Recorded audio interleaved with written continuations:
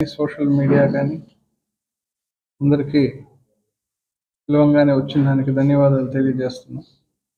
అదేవిధంగా వైఎస్ఆర్సీపీ పార్టీ నాయకులకి, అభిమానులకి ఎవరైతే ఇక్కడ ఉన్నారో అందరికీ నమస్కారాలు తెలియజేస్తూ, ఈరోజు ఈ ప్రెస్ మీట్ ఏర్పాటు చేసిన ముఖ్య ఉద్దేశం ఏంటంటే, మన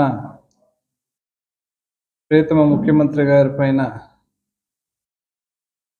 చాలా దుర్మార్గమైన పని, అందులో ప్రజా ఆదరణ అత్యధికంగా సంపాదించిన ముఖ్యమంత్రి అయిన ఇటువంటి దాడుల వల్ల చాలామంది మనోభావాలు కూడా దెబ్బతింటాయి. చేసిన వారు ఎవరైనా, ఎంత పెద్దవారైనా, ప్రభుత్వం, ఈసీ వారు కానీ ఎవరు కానీ వెంటనే చర్యలు తీసుకొని వాళ్ళని ఐడెంటిఫై చేసి వాళ్ళు శిక్షిస్తారని ఆశిస్తూ, ఈ దాడిని తీవ్రంగా ఖండిస్తూ, ఇటువంటి దాడులు ఏ రాజకీయ పార్టీ పైన కానీ రాజకీయ నాయకుల పైన జరగకూడదని కోరుకుంటూ, ప్రజాహితమే తన మతంగా, జన సంక్షేమమే తన లక్ష్యంగా పనిచేస్తున్న మన ముఖ్యమంత్రి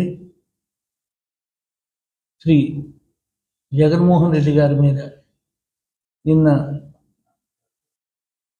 రాయితో జరిగిన దాడిని తీవ్రంగా ఖండిస్తూ, ఇటువంటి దాడులు ఈ ప్రజాస్వామిక దేశంలో